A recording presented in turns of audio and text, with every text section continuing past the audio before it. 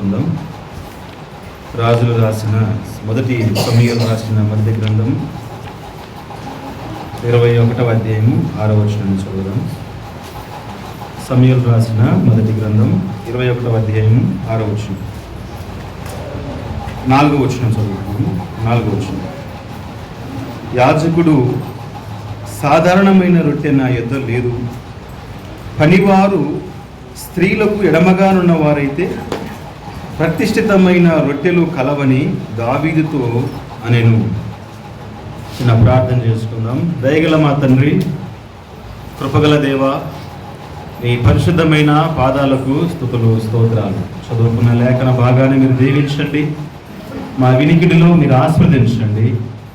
మా జీవిత మేలు కూడి నీ ఉద్దేశాలు, నీ సంకల్పము ప్రభువా, మనవులమైన మాకు ఏవైతే రాసి ఇచ్చామో అవి గ్రహించడానికి చక్కటి ఆత్మీయ నేత్రాలు చెబుతున్న నాకు, వింటున్న బిడ్డలందరికీ తండ్రి అర్థమయ్యే రీతిలో బోధించమని మమ్మల్ని అందరినీ చెల్లగా అప్పగించుకుంటూ యేసు క్రీస్తు నామములో ప్రార్థన చేసి అడుగుతున్నాము తండ్రి, ఆమేన్.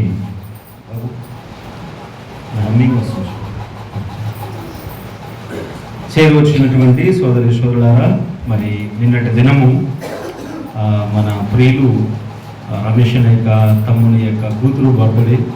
వారు అనుకోని రీతిలో మరి వాతావరణ అననుకూలతను బట్టి మన సంఘములోనే ఏర్పాటు చేసుకున్నారు. మరి ఎంతో చక్కటి సహవాసము, ఎంతో అమూల్యమైన వర్తమానం నిన్నటి దినం మనం విన్నాం. మౌత్ ఇంకోటి, ఈ మౌత్ మరి వాక్యము చాలా చాలా విలువైనది. గ్రహించి మరి మన హృదయములోనికి మనము తీసుకుంటే ఎంతో సంతోషం. గత వారము కూడా ఎన్నో విషయాలు దైవ గ్రంథముల నుంచి పరిశోధించి పరిశీలించి ఒక్కొక్క మాటను మనము అర్థం చేసుకోవడానికి ప్రయాసపడుతూ ఉన్నాం.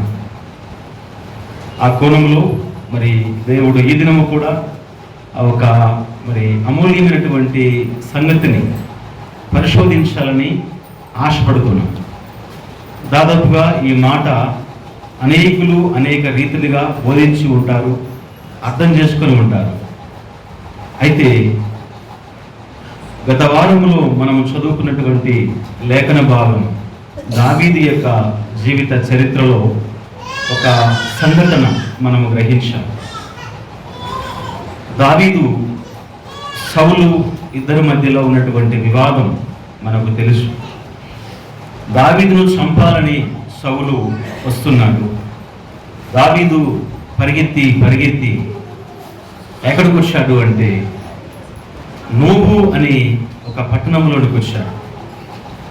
నోబు అనగా అది యాజకుల యొక్క ఊరు లేదా పట్టణం. నోబు అనేది యాజకుల ఊరు అని 22వ అధ్యాయంలో రాయబడి ఉంటుంది. నోబు అనగా సేవకుల యొక్క ఊరు. ఆ ఊరిలోనికి వచ్చాడు. అక్కడ అహిమెలెకు అని ఒక యాజకుని దగ్గరికి వచ్చాడు. అతడు అక్కడ మాట్లాడిన మాటల్లో చాలా చాలా మరి అర్థం లేని మాటలు, మరో కోణంలో చెప్పాలంటే అబద్ధాలతో కూడిన మాటలు ఆ యాజకునితో మాట్లాడుతూ వచ్చాడు. దావీదు రాకకు అహిమెలెకు భయపడ్డాడు. దావీదా, ఒంటరిగా వచ్చావు ఎందుకు అంటే, రాజు నాకు ఒక పని అప్పగించాడు, అది ఎవరితో చెప్పవద్దు అన్నాడు అని చెప్పడం. అయితే ఇప్పుడు ఏం కావాలి అంటే, నీ దగ్గర ఏమైనా 5 రొట్టెలు ఉన్నాయా, మాకు ఆకలిగా ఉంది అని అడిగితే 5 రొట్టెలు లేవు, కానీ సాధారణమైన రొట్టెలు లేవు, కానీ ప్రతిష్ఠించబడ్డ రొట్టెలు మాత్రమే నా దగ్గర ఉన్నాయి. ఇవి యాజకులు మాత్రమే తినాలి కదా అంటే, అలాగా కాదు యాజకుడా, రాజు ఆజ్ఞాపించాడు కదా, రాజు మాట చేత కూడా ఇవి పవిత్రములు అవుతాయి అని మరొక మాట మాట్లాడుతూ వచ్చాడు. సరే, దావీదుతో అహిమెలెకు వాదన చేయలేక మరి ప్రతిరోజు బల్ల మీద, సముఖపు రొట్టెల బల్ల మీద ఉదయం లేవగానే ఆ రొట్టెలు మార్చాలి, వెచ్చని రొట్టెలు పెట్టాలి. వెచ్చని రొట్టెలు పెట్టిన తర్వాత మళ్ళా మరుసటి రోజు వాటిని తీసేయాలి, మరో రొట్టెలు మారుస్తూ ఉండాలి. అలా దావీదు యొక్క మాటకు మరి అహిమెలెకు సమ్మతించి ఆ చల్లని రొట్టెలు తీసి అతనికి ఇచ్చాడు.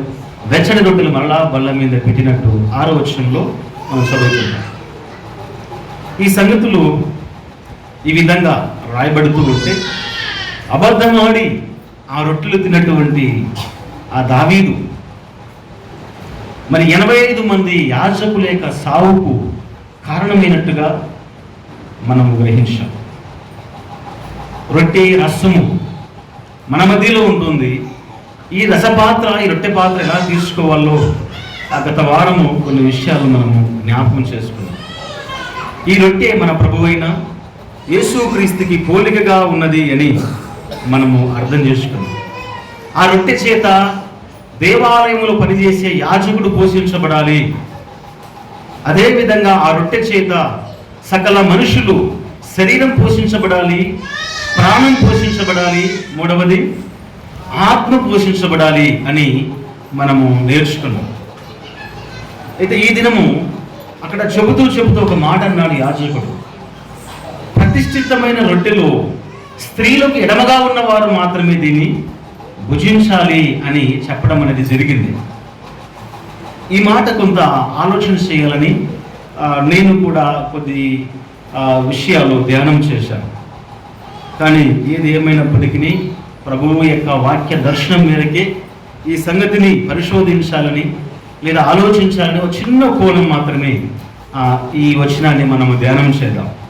ఇక్కడ ఏమంటున్నారంటే 4వ వచనంలో, యాజకుడు సాధారణమైన రొట్టె నా యుద్ధ లేదు, పనివారు స్త్రీలకు ఎడమగానున్న వారైతే ప్రతిష్ఠితమైన రొట్టెలు కలవు అని చెబుతున్నాడు.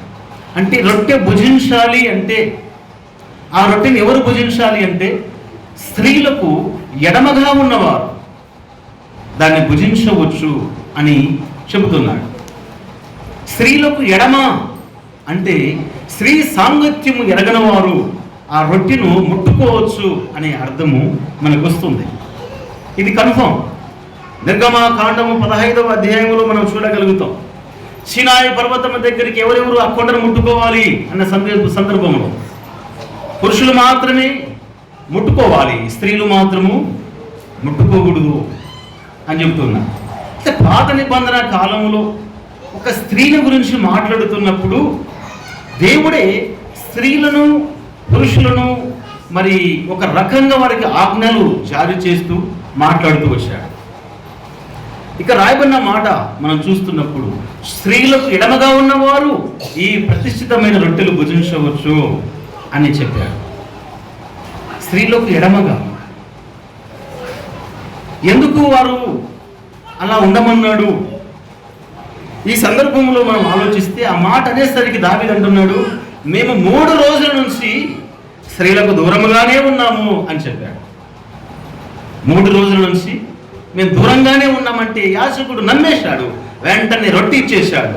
ఆ రొట్టె పుచ్చుకున్న తక్షణమే జరగవలసినటువంటి నష్టము జరిగిపోయింది. యోహాను సువార్త 13వ అధ్యాయం 27వ వచనంలో కూడా ఇలాంటి సంభవాన్ని మనం చూస్తాం. యోహాను రాసిన సువార్త 13వ అధ్యాయం 27వ వచనంలో, వాడు ఆ ముక్క పుచ్చుకొనగానే సాతాను వానిలో ప్రవేశించెను. 30వ వచనం, వాడు ఆ ముక్క పుచ్చుకొనగానే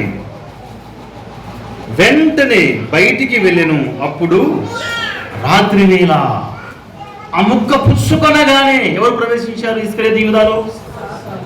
యాక్చువల్గా రొట్టె ముక్కను పుచ్చుకుంటే మన హృదయంలోనికి, మన మనసులోనికి ఎవరు రావాలి? దేవుడు రావాలి కదా. అంటే పరిశుద్ధాత్మ యొక్క శక్తి, ఆయన యొక్క తత్వము మనలోనికి రావాలి కదా. ఎందుకు రొట్టె ముక్క పుచ్చుకొనగానే దురాత్మ ప్రవేశించింది? ఎందుకు దావీదు అబద్ధమాడి రొట్టె ముక్కను పుచ్చుకొనగానే 85 మంది చావుకు కారణమయ్యాడు అంటే అక్కడ అబద్ధం అనేది కనబడుతుంది.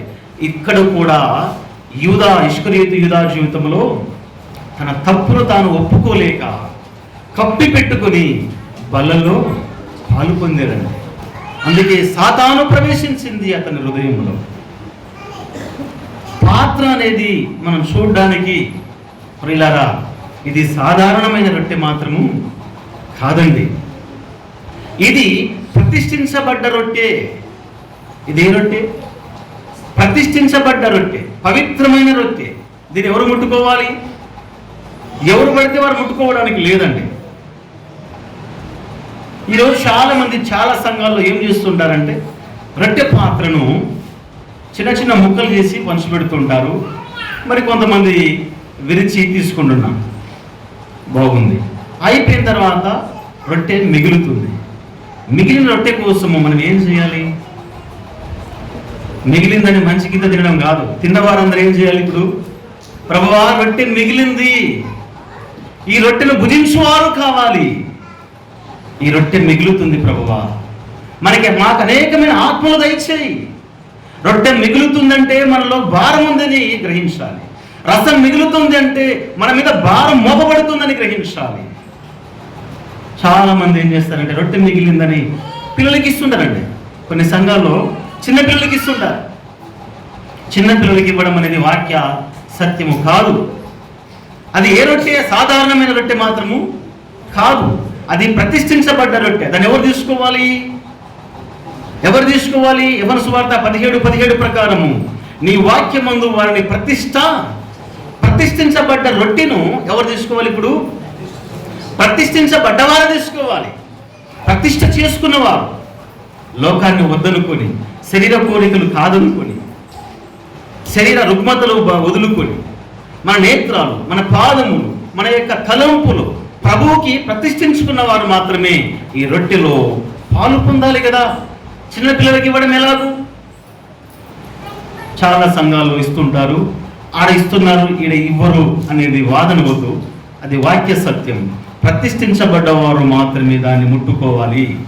అయితే ఇక్కడ ఒక వాదన మనకు కనబడుతుంది, స్త్రీలకు ఎడమగా ఉన్నవారు ముట్టుకోవాలి అని అహిమేలెకు చెప్పడం అనేది ఆలోచించదగ్గ విషయం. అంటే స్త్రీ రొట్టె ముట్టుకోకూడదా? స్త్రీలకు ఎడమగా ఉన్నవారు ఆ పరిశుద్ధమైన స్థలాన్ని తాకాలని నిర్గమాకాండములో మనం చూడగలుగుతాం 19వ అధ్యాయంలో. అదేవిధంగా ఇక్కడ అహిమేలెకు అదే మాట్లాడుతున్నాడు. ఇంకొక మాట చూపిస్తాను. ప్రకటన గ్రంథం 14వ అధ్యాయము, ప్రకటన గ్రంథం 14వ అధ్యాయము 4-5 వచనాలు చూడండి. బైబిల్ ఉన్న వారు అందరూ తెరిచి చూడండి. 14వ అధ్యాయం ప్రకటన 4-5 వచనాలు చదువుతున్నారు. స్త్రీ సాంగత్యము, వీరు స్త్రీ సాంగత్యమును అపవిత్రులు కాని వారును, స్త్రీ సాంగత్యము ఎరగని వారునై ఉండి గొర్రెపిల్ల ఎక్కడికి పోవును అక్కడికెల్లా ఆయన వెంబడింతురు. వీరు దేవుని కొరకును గొర్రెపిల్ల కొరకును ప్రథమ ఫలముగా ఉండుటకై మనుషులలో నుండి కొనబడిన వారును, వీరి నోట ఏ అబద్ధమును కనపడలేదు. వీరు అనిందిలు. స్త్రీ సాంగత్యము ఎరగని వారు, గొర్రెపిల్ల యొక్క రక్తములో కడగబడ్డవారు, గొర్రెపిల్ల యేసుక్రీస్తు ఎక్కడికి పొమ్మంటున్నాడో అక్కడికి వెళ్ళవలసిన వారు, వీరు ఆ రొట్టెను పాలుపుచ్చుకోవాలి. అనిందిలు, వీరి నోట అబద్ధం అనేది లేదు. అంటే ఈ మాటను బట్టి చూస్తుంటే ఓన్లీ పురుషులే తీసుకోవాలి, స్త్రీలు తీసుకోకూడదు అనేది అర్థం చేసుకోవద్దండి. అలా అర్థమైన మనం అక్షర సంబంధంగా ఆలోచించకూడదు. చరిత్రను జ్ఞాపకం చేసుకోవాలి. అందులో ఆత్మ సంబంధమైన సంగతులు చూడాలి. ఇక్కడ అంటున్నాడు, స్త్రీ సాంగత్యం ఎరగని వారు, స్త్రీలోకి ఎడమగా ఉన్నవారు ఈ రొట్టెలో భుజించాలి, ఈ రసాన్ని త్రాగాలి. స్త్రీ ఎందుకు స్త్రీని దేవుడు మాట్లాడుతున్నాడు? ఎందుకు దేవుడు స్త్రీలకు ప్రత్యేకంగా ఉండాలని చెబుతున్నాడు? అంటే స్త్రీల మీద దేవునికి ఏమైనా భేదం ఉందా? స్త్రీలంటే దేవునికి ఏమైనా అసహ్యమా? దేవుడే కదా అందరిని సృజించింది. దేవుడు లోకమును ఎంతో, లోకం అంటే అందరూ స్త్రీలు వస్తున్నారు, పురుషులు వస్తున్నారు. అయితే దేవుడు ఈ వచనాలని స్త్రీలను వర్గభేదం చేసి పురుషుల కోసమే మాట్లాడలేదు. స్త్రీ విషయంలో ఎందుకు మాట్లాడుతున్నాడు అంటే అదొక ప్రత్యేకమైనటువంటి ఒక హెచ్చరిక కోసమే మాట్లాడుతున్నాడు. ఈ సృష్టిలో పురుషుడు స్త్రీని దేవుడు నిర్ణయించాడు. స్త్రీని పురుషుణ్ణి దేవుడు నిర్ణయించి ఒక మాట చెప్పాడు. ఆదాము యొక్క ప్రకటెముకల నుంచి ఒక ఎముకని తీసి స్త్రీనిగా చేశాడు. అంటే ఇప్పుడు స్త్రీ ఎక్కడి నుంచి తీయబడింది? ప్రకటెముక నుంచి అన్నాడు. ప్రకటెముక అంటే పురుషునితో ఏమన్నాడు? 2వ అధ్యాయము ఆది కాండములో మనం చూస్తే 20వ వచనములో సాటి అయిన సహాయము, సహకారి. అంటే ఈమె తక్కువేమి కాదు, ఈ పురుషుడేమో ఎక్కువేమి కాదు. స్త్రీ ఎక్కడ ఎముకను తీసుకున్నాడంటే ప్రకటెముక. పాదాల్లో ఉన్న ఎముక తీసుకోలేదు, పురుషుని యొక్క పాదాల కింద ఉండాలని. పురుషుని యొక్క తలలో నుంచి ఎముక తీసుకోలేదు, పురుషుని ఎత్తి మీద కూర్చొని తగలగొట్టాలని. ఎక్కడ తీసుకున్నాడు? ప్రకటెముక అంటే సమానత్వం. రెండవదిగా సహకారి. నీకు సాటి అయిన సహకారి అని రాయబడి ఉంటుంది. అంటే పురుషునికి సాటి ఎవరు? స్త్రీ. చాలా మంది అనుకుంటారు, రే నాకు సాటి ఎవరు లేరులా అంటాడు. నాకు సాటి ఎవరు లేరు అంటారు. అయ్యో నీకు సాటి ఎవరు? నువ్వు కట్టుకున్నా నీ భార్యనే సాటి. నీకు విర్రవేగవద్దు, నాకు సాటి ఎవరు లేరు అని. నీకు సాటి నీ పక్కనే ఉంచాడు. నీ సాటి నీ భార్యనే. సాటి అనే పదాన్ని మనం ఆలోచిస్తుంటే అది ఒక మాట చెప్తాను. మన ప్రభువు యొక్క పరిశుద్ధతకు సాటి ఎవరైనా ఉన్నారా? మన ప్రభువు యొక్క పరిశుద్ధతకు, ఆయన యొక్క వ్యక్తిత్వానికి సాటి ఎవరైనా ఉన్నారా ఈ సృష్టిలో? ఎవరైనా ఉన్నారా? ఎవరు లేరు. సాటి లేని వాడు ఎవరు? ఇప్పుడు ప్రభువే. సాటి లేని వాడు ప్రభువే. ఆయనకు సాటి ఎవరు లేరండి ఈ సృష్టిలో. కానీ నీకు పురుషునికి సాటి స్త్రీ. స్త్రీ ఆమె ఏమో తక్కువ కాదండి, నీకు సాటి. సాటి అంటే సమానత్వము. అందుకే గలతీలకు రాసిన పత్రిక 3వ అధ్యాయం 20వ వచనములో ఇక్కడ స్త్రీ అని పురుషుడని భేదము లేదు అని చెప్పారండి. అంటే ఇద్దరిని రూపించేటప్పుడు సమానత్వముతో దేవుడు వారిని రూపించాడు. మరి స్త్రీను ఎందుకు దేవుడు స్త్రీ సాంగత్యం ఎరగని వారై ఉండాలి, స్త్రీలతో ఎడమగా ఉన్నవారు రొట్టెను భుజించాలి అని చెబుతూ వారి పేరును ఎందుకు ప్రత్యేకపరిచాడు అని మనం ఆలోచిస్తే, స్త్రీ ఈ సృష్టిలో మొట్టమొదటిగా మోసపరచబడింది స్త్రీ. దేవుని యొక్క ఆజ్ఞను ఎవరు ధిక్కరించారు? పురుషుడా స్త్రీయా? స్త్రీ. స్త్రీ మొట్టమొదటిగా దేవుని యొక్క ఆజ్ఞను ధిక్కరించడం చేత దేవుడు ఆ విషయంలో ఒక మాట చెప్పాడు. కీర్తనలు 8వ అధ్యాయం 6వ వచనం.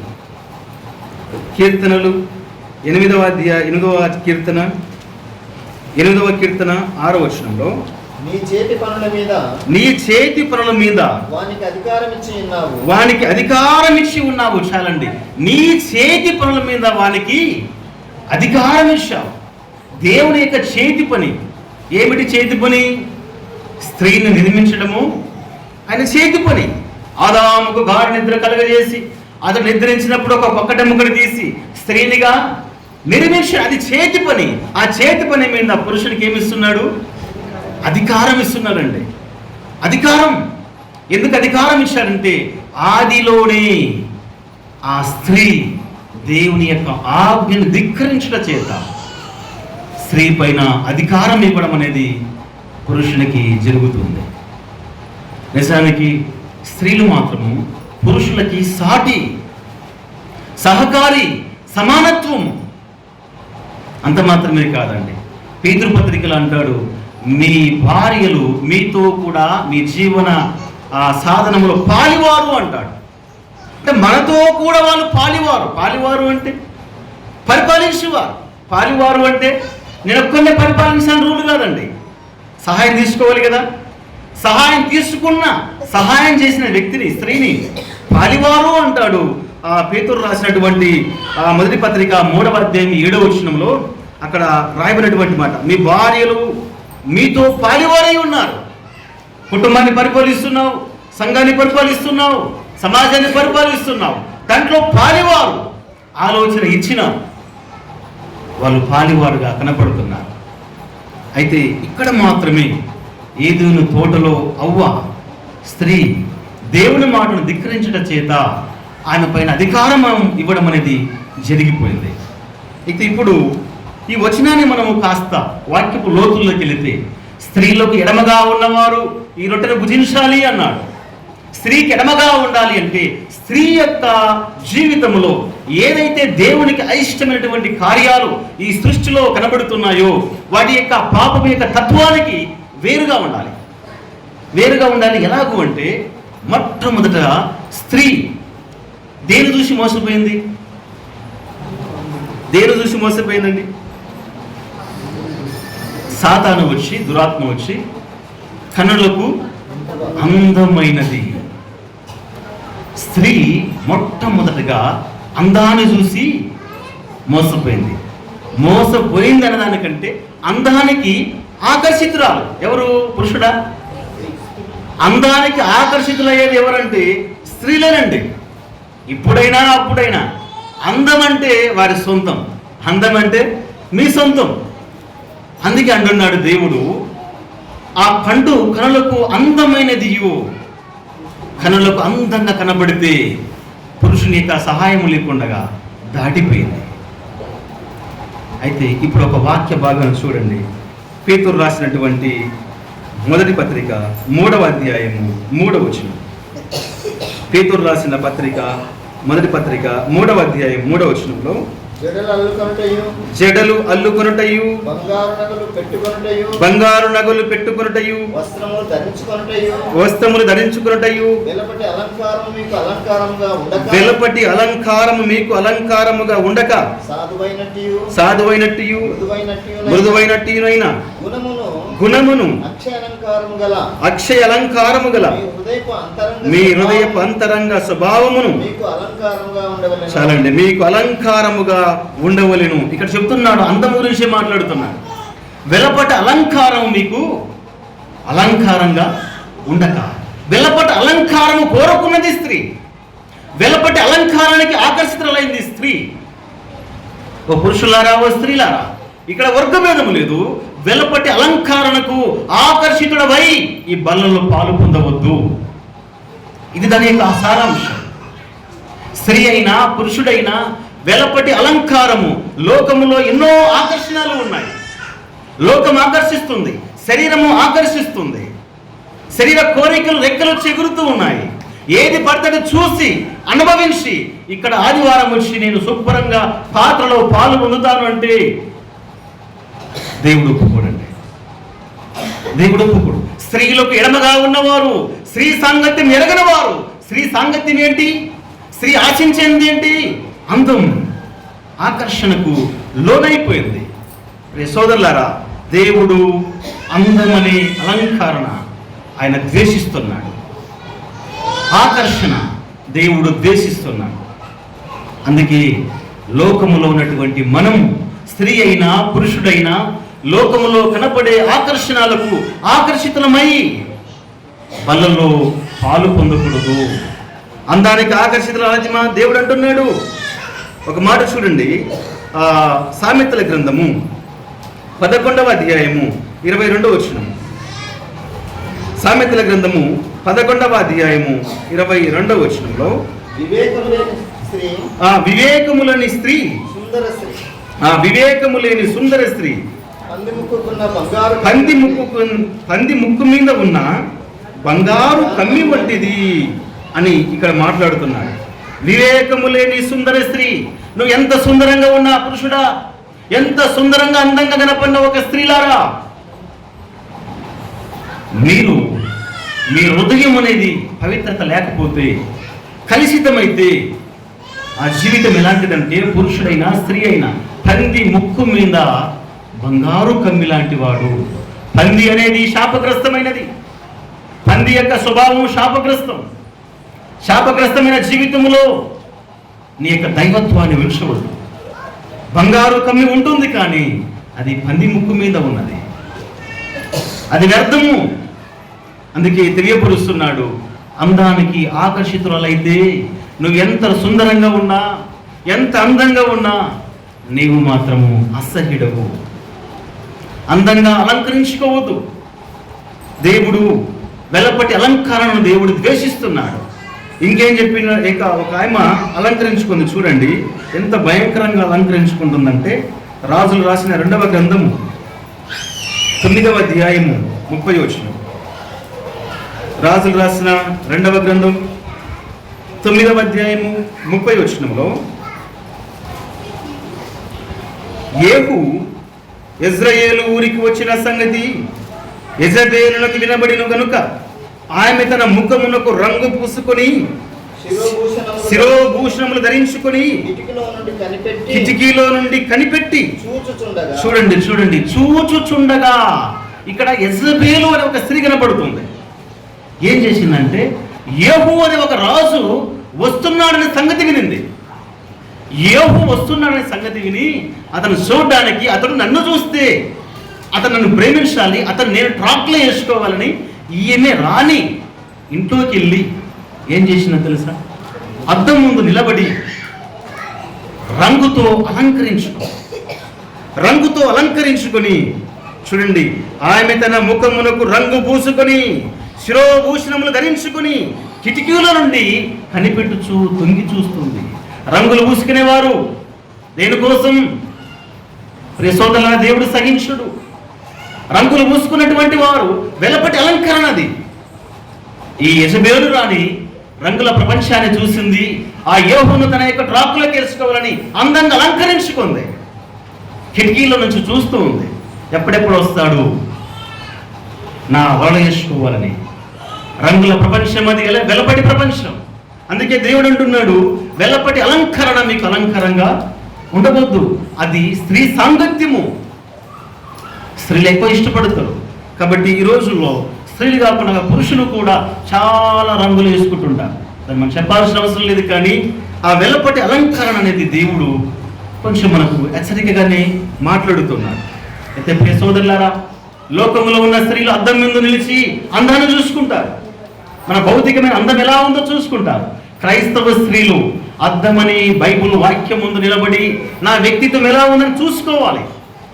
క్రైస్తవ స్త్రీలకు ఉన్నటువంటి లోకపు స్త్రీలకు ఉన్నటువంటి తేడా, లోకపు స్త్రీలు అద్దం ముందు నిలబడతారు. క్రైస్తవ స్త్రీలు హృదయం అనే అలంకరణ. పేతురు అని చెప్పాడు, నా హృదయం ఎలా ఉంది? వాక్యము దగ్గరికి వచ్చి మనం పరిశీలన చేసుకోవాలి. వెలపటి అలంకరణ అది స్త్రీ సాంగత్యం. అలాగా ఆశించి పాత్రలో పాలు పొందితే అది అపవిత్రమవుతుంది, అపవిత్రుడవుతున్నాడు అని గుర్తు చేస్తున్నాడు. అందాన్ని ఆశించవద్దు. 2వ భాగం వెళ్తాము. 2వ భాగము స్త్రీ ఎడమగా ఉండాలి స్త్రీలకు అంటే ఒకటి అలంకరణ. 2వదిగా మనం చూస్తున్నప్పుడు సామెతలు రాసినటువంటి గ్రంథము 21వ అధ్యాయం 9, 21 సామెతలు 9వ వచనం. 21వ అధ్యాయం 9. గయ్యాలతో పెద్ద ఇంట ఉండుట కంటే తీయండి. గయ్యాలతో పెద్ద ఇంట ఉండుట కంటే మిద్దె మీద ఒక మూలను నివసించుట మేలు. మిద్దె మీద ఒక మూలను నివసించుట మేలు. 25-24 వచనం. అలాగే 25 సామెతలు 24 వచనం. 25-24. గయ్యాలతో పెద్ద ఇంట ఉండుట కంటే మిద్దె మీద ఒక మూలను నివసించుట మేలు. మిద్దె మీద ఒక మూలను నివసించుట మేలు. 27-15 సామెతలు 27-15. ముసలి దినమున ఎడతెగక కారు నీళ్లను గయ్యాలి అయిన భార్యయు సమానము. ఈ 3 వచనాల్లో మనకు ఎవరు కనపడుతున్నారండి? స్త్రీయే కనపడుతుంది. ఎలా కనపడుతుంది స్త్రీ? గయ్యాలతో కనపడుతుంది. 2వదిగా గయ్యాలి, తర్వాత జగడగొండి. గయ్యాలితనము, జగడగొండితనము అంటే ఎక్కువ గొడవ పడేది. గయ్యాలితనము ఎవరిలో కనపడుతుందంట? స్త్రీలోనే కనపడుతుందని భక్తుడు ఇక్కడ గుర్తు చేస్తున్నాడు. అయితే రెండవదిగా మనం చూస్తున్నాము, స్త్రీ సాంగత్యం ఎరగని వారు అంటే పురుషుడైనా స్త్రీ అయినా గయ్యాలితనముతో భూమి మీద బ్రతకకూడదు, జగడగొండితనముతో బ్రతకకూడదు, కయ్యానికి కాలు దువ్వకూడదు. సోదరులారా, మనము ఈ లోకములో ప్రభు యొక్క రక్తము చేత విమోచించబడి ఉన్నాం. మనము స్త్రీ సాంగత్యము ఎరగని వారై ఉండాలి అంటే అందాన్ని ఆకర్షించకూడదు. రెండవదిగా మనము గొడవలకి దిగకూడదు, గయ్యాలితనముతో ఉండకూడదు. ఎక్కువ శాతము గొడవలు స్త్రీల నుంచే వస్తున్నాయి. అందుకే దేవుడు చెబుతున్నాడు, ఆ స్త్రీలను చూసి పురుషులు కూడా ఈరోజు చాలా మంది విభేదాలు కలిగి ఉంటున్నారు, సమస్యలతో ఉంటున్నారు, నెమ్మది లేని వారై ఉంటున్నారు. అలాంటి గయ్యాలితనము చేత, రంకుల చేత, గొడవల చేత బయట కోట్లాడి లోపలికి వచ్చి ప్రభువా నీ శరీరం మాకు ఇచ్చావని స్తోత్రం చెప్తే ఏమి ప్రయోజనం? గయ్యాలితనం మానుకోవాలి, జగడాలు మానుకోవాలి. మన ప్రభువును మనం భుజిస్తున్నాం. ఆయన తత్వం ఎలా ఉంటుందో తెలుసా? ఆయన తత్వం చూడండి, మత్తయి సువార్త 12వ అధ్యాయము 19వ వచనంలో, మత్తయి రాసిన సువార్త 12వ అధ్యాయము 19వ వచనం, 12వ అధ్యాయము 19వ వచనంలో, ఈయన జగడమానుడు, కేకలు వేయడు. ఎవరండి ఈయన? మన ప్రభువైన యేసుక్రీస్తు. ఆయన శరీరం తినే మనము, ఆయన రక్తములు పాలు పొందే మనము జగడాలు మానుకోవాలి.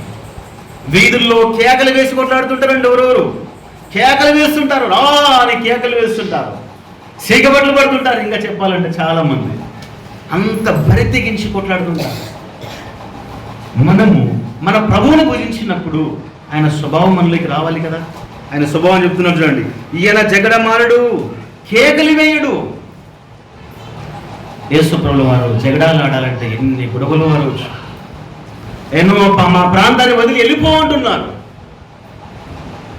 ఆ ప్రభు చేసిన అద్భుతాలు, సూచక క్రియలు, మేలు అనుభవించి కూడా ప్రభుత్వం ఎంతో మంది ఆ ప్రభుల వారిని దూషించారు, ఎలా చేశారు. ఒక్కరికి కూడా సమాధానం ఇవ్వలేదు. ఆయన మౌనంగా వెళ్ళిపోయాడు. ఒక్కనాడు కేక వేయలేదు ఆయన వీధుల్లో, నన్ను ఇలా అన్నా, నన్ను ఇలా అన్నావా అని ఒక్కరిని కూడా ప్రశ్నించలేదు.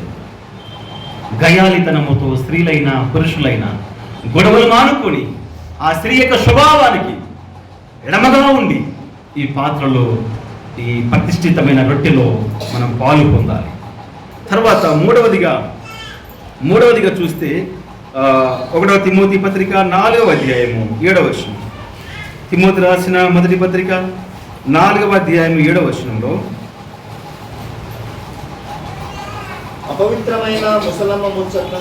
అపవిత్రమైన ముసలమ్మ ముచ్చట్లను విసర్జించి దైవభక్తి విషయంలో నీకు నీవే సాధకము చేసుకును. ముసలమ్మ ముచ్చట్లు.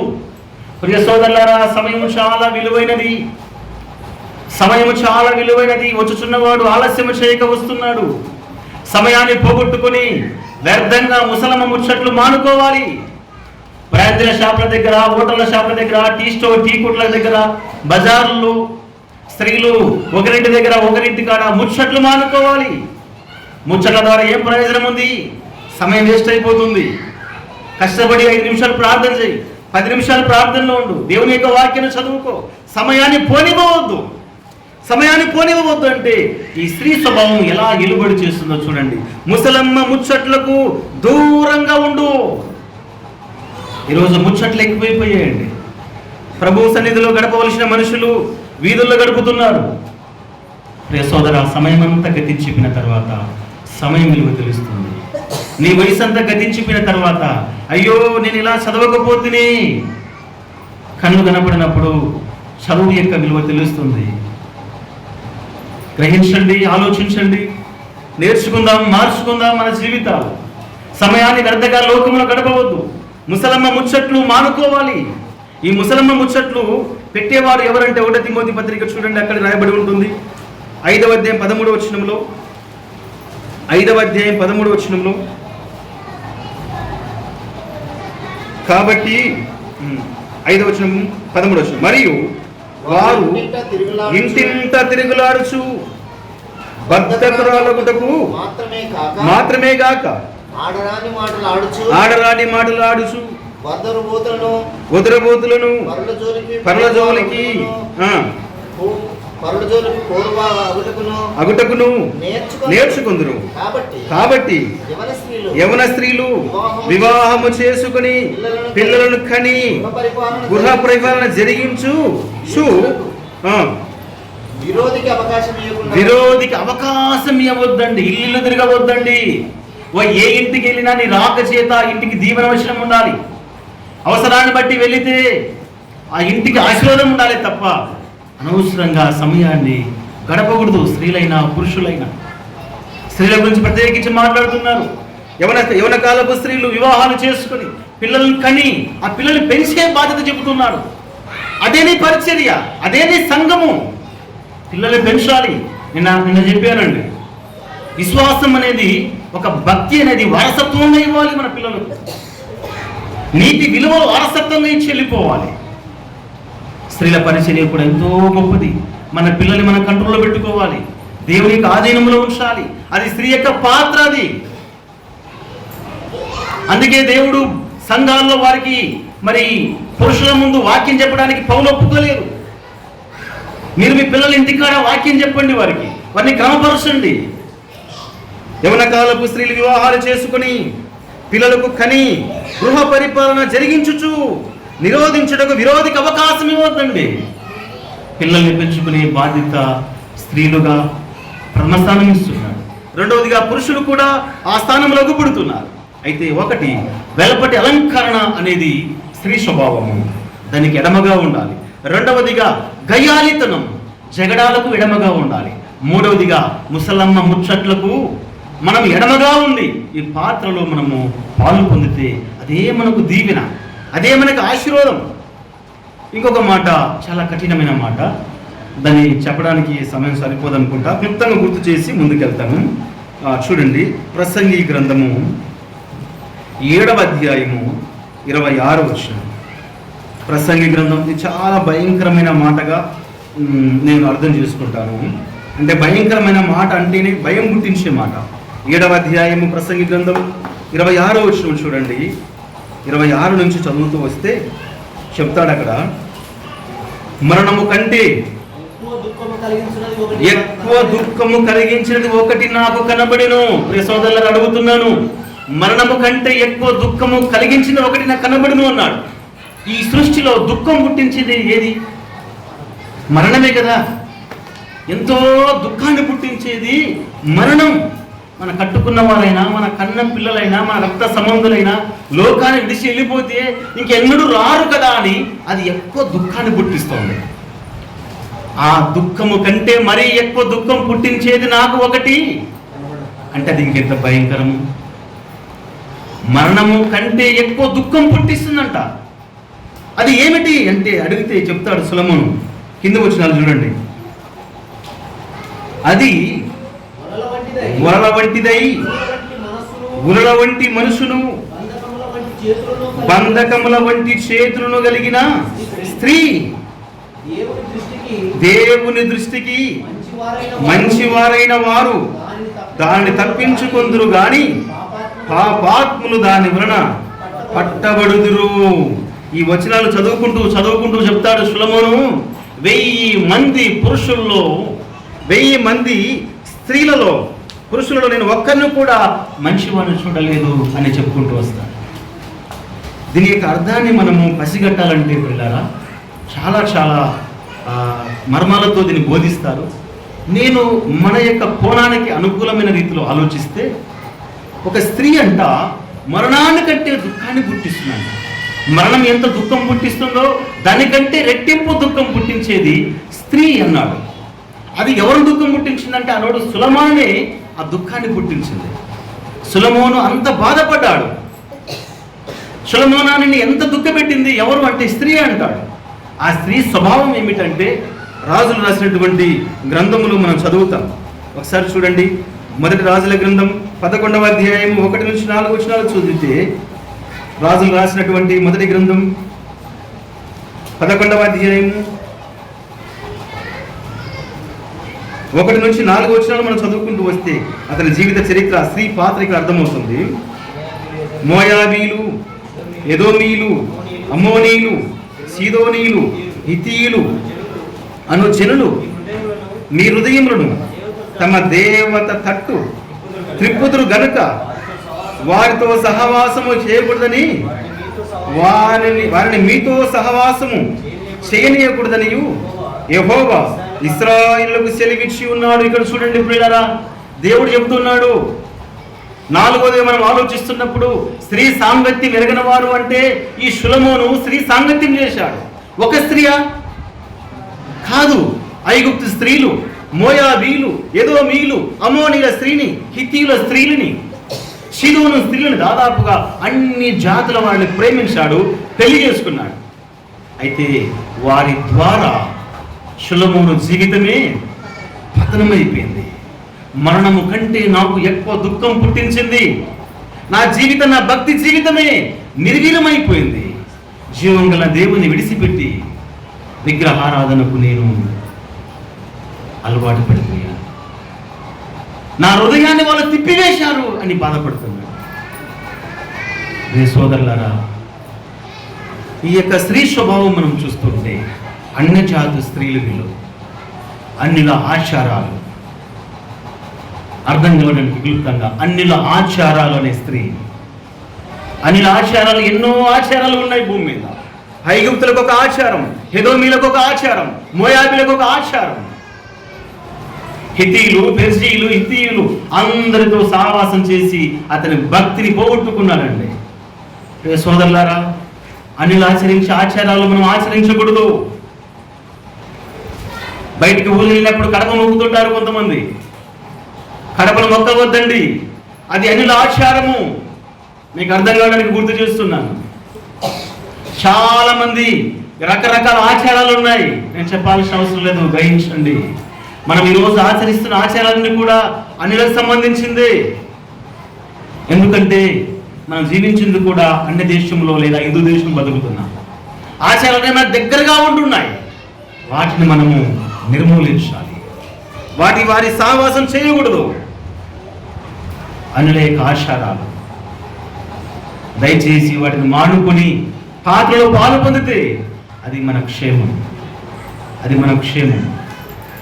అన్నిలతో ఆచారాలు పెళ్లిళ్ళలోను, గృహప్రవేశాల్లోను, ప్రయాణాలలోను, వ్యాధి బాధలు వచ్చినప్పుడు చెట్లకు, గుట్టలకు, ఎక్కడెక్కడో తిరుగుతూ ఉంటున్నాం. ఆచారాలు మానుకోవాలి. అవి మరణము కంటే ఎక్కువ దుఃఖాన్ని పుట్టించేది. అది అలల వంటిది, బంధకములు కలిగిన చేతులు నిన్ను బంధించేస్తుంది. ఆ అలవాట్లలో, ఆచారాలలో అన్ని ఆచారం అనేది ఎలాంటిదంటే హల లాంటిది, ఆ వల లాంటిది అన్నాడు, ఉరి లాంటిది అన్నాడు, బంధకము లాంటిది అన్నాడు. ఆ స్వభావాల నుంచి మనం తప్పుకుంటే మన క్షేమం. అయితే ఈ అన్ని ఆచారాలను వదులుకొని ప్రభుని మనము ప్రభు యొక్క శరీరములో పాలు పొందుతున్నాం కాబట్టి వాటిని మానుకుంటే క్షేమం. అందుకే స్త్రీలోకి ఎడమగా ఉన్నవారు ఈ రొట్టెలో పాలు పొందాలి. స్త్రీ సాంగత్యం ఎరగని వారు, అనిందిలు వారు, మనము ఆ విధంగా బ్రతకడానికి ప్రయాసపడాలి. ఇంకో మాట చెప్తాను చూడండి. యెషయా గ్రంథము 32వ అధ్యాయము 9 నుంచి చదువుదాము. యెషయా గ్రంథం 32వ అధ్యాయం 9వ వచనం నుండి. సుఖ ఆసక్తి గల స్త్రీలారా, లేచి నా మాట వినుడి. నిశ్చింతగల కుమార్తెలారా, నా మాట వినుడి. నిశ్చింతగల స్త్రీలారా, ఇక 1 సంవత్సరము మీకు తొందర కలుగును. ద్రాక్ష పంట పోగును, పండ్లు ఏరుకొనుటకు రావు. సుఖాసక్తి గల కన్యలారా, వణుకుడి. ప్రియులారా, ఇదల్లా చదువుకుంటూ దాదాపుగా 30 వచనాల వరకు మనం చదువుతూ ఉంటే, 13 వరకు చదువుతూ ఉంటే చెప్తున్నాడు సుఖాసక్తి స్త్రీలారా అంటున్నాడు. స్త్రీ సాంగత్యం ఏమిటంటే సుఖాన్ని ప్రేమించేది. పురుషుడైనా స్త్రీ అయినా ఈరోజు సుఖానికి అలవాటు పడకూడదండి. సుఖం అనేది దేవుని సన్నిధి నుంచి దూరం చేస్తుంది. సుఖపడేవారు పాత్రలో పాలు పొందకూడదు. సుఖపడేవారు పాత్రలో పాలు పొందకూడదు. సుఖాసక్తి స్త్రీలరా లేచిన మాట వినండి. ఏం చేయాలి సుఖపడే స్త్రీ? ఈ స్త్రీ సంఘాన్ని కూడా పోల్చబడి ఉంది. అనగా సంఘంలో స్త్రీలు ఉంటారు, పురుషులు ఉంటారు. సుఖపడకుండగా ప్రతిరోజు ప్రార్థన చేయాలి. సుఖపడకుండగా వాక్యము చదవాలి. సంఘ వారపు కూడికల్లో పాలు పొందాలి. సుఖాన్ని కోరుకుంటున్నావా? మానుకో. విజ్ఞాపన ఉంది. సుఖాన్ని కోరుకుంటున్నావా? మానుకో. సుఖపడ్డవాడు ఏమయ్యాడో చెప్పాల్సిన అవసరం లేదు. లూకా సువార్త 16వ అధ్యాయంలో చదువుతుంటున్నాం. ధనవంతుడా, నీ జీవిత కాలమంతయు నువ్వు సుఖం అనుభవించింది కదా. సుఖపడే వారికి ఈ రొట్టెలో పాలు పొందే అర్హత దేవుడివ్వడండి. దేవుడివుడు. దయచేసి గ్రహించండి. సుఖాన్ని మానుకునండి. ఉన్న పాటున నశించిపోతున్న ఆత్మల కోసం ప్రార్థన చేయి. సుఖపడుతూ ఉంటే ఆ జీవితము అది వ్యసనం అండి. సుఖాన్ని కోరుకుంటే ఈ లోకంలో ఎక్కువ కాలం కూడా మనం బ్రతకం. దైవ గ్రంథంలో రాయబడి ఉంటుంది, సామెతల గ్రంథంలో అనుకుంటాను, ఆమె పని చెయ్యనిదే పని చెయ్యనిదే భోజనము చేయదు. ఎంత మంచి మాట. పని పాట చేయకుండా భోజనాలు తింటున్నామా? అది వాక్యానికి విరుద్ధం. కష్టపడి పని చేయాలి. దేవుని పనిలో ఉండాలి. సుఖాన్ని మనం ప్రేమించకూడదు. ఒకవేళ సుఖపడుతూ ఉంటే అక్కడ అంటాడు 13వ వచనంలో, ఆనందపురములో ఆనందం కరువైపోతుంది. ఆనంద నిలయమని గృహానికి ఉంటుంది, కానీ ఆ ఇంటిలో ఆనందం ఉండదే. నువ్వు ద్రాక్షల విత్తనం వేశావు, ద్రాక్ష పంట పండిందా? ఏం మొలిచావు అక్కడ 13వ వచనంలో? ముండ్ల తుప్పలు, బలురక్కసి చెట్లు. నువ్వు వేసింది ఆనందముతో ద్రాక్ష విత్తనం వేశావు. ద్రాక్ష విత్తనం మలవాలి, కానీ ఆ విత్తనం మలవలేదే. కారణం ఏమిటో తెలుసుకున్నావా? నువ్వు వేసిన విత్తనం మలవలేదు, దానికి భిన్నంగా మలుస్తుంది. ఎంత విచారం ఇది! నీ కళ్ళ ముందు నీ పొలములో ఒక పల్లి గింజ పెట్టు చూడు, దానికి విరోధంగా వేరొక మొక్క విత్తనం బయటకు వచ్చింది అనుకోండి, మొక్క. ఎంత ఆశ్చర్యం! అలాగే దేవుడు గుర్తు చేస్తున్నాడు అక్కడ, ఆనందపురములో ఆనందము ఉండదు, ద్రాక్షరసము ఉండదు. ద్రాక్షరసం సంతోషానికి గుర్తు. హృదయంలో కుటుంబంలో సంతోషం ఉండాలని ఆశపడతాం, కానీ సంతోషం ఉండదండి. సంతోషం ఉండదు. కారణం ఏమిటి? సుఖాన్ని ప్రేమించవద్దు. కష్టపడు, పని చేయి, ప్రభు పనిలో ఉండు. పని చేయకపోతే పని చేసేవారికి చేతులు చాపు, వారి పనిలో నువ్వు పాలిభాగస్వరం అవుతావు. దయచేసి ప్రభు పరిచర్యలో సుఖము పడకుండా ప్రయాసపడుతూ ఉంటే ఈ రొట్టెలో పాలు పొందే భాగ్యము దేవుడిస్తాడు. సువార్త ప్రకటించాలి, విజ్ఞాపన చేయాలి, కుటుంబాలు దర్శించాలి, నూతనమైన ఆత్మలు తీసుకురావాలి. ఒక ఆత్మ కోసం ఏనాడైనా ఒక 5 నిమిషాలు సమయం కేటాయించావా? ప్రభు, నేను ఒక కుటుంబం దగ్గరికి వెళ్తున్నాను, ఒక వ్యక్తిని మాట్లాడుతాను, ఒక్కరోజైనా ప్రార్థన చేసి గురిగా వెళ్ళావా? లేదు. ఆ జీవితం ఎలా ఉంటుందండి? ఆనందపురంలోని ఆనంద గృహములన్నింటిలో ముళ్ళ తుప్పలు, బలురక్క చెట్లు పెరుగును, మలిసేది కాదు, పెరుగుతున్నాయి. పెరగాలితే ఇంకెంత బాధ అది. సోదరులారా, గ్రహించుదాం. స్త్రీ సాంగత్యం ఎరగని వారు అంటే అలంకరణకు దూరంగా ఉండాలి, గొడవలకు దూరంగా ఉండాలి, ముసలన్న ముచ్చట్లకు దూరంగా ఉండాలి, లోక ఆచారాలకు దూరంగా ఉండాలి.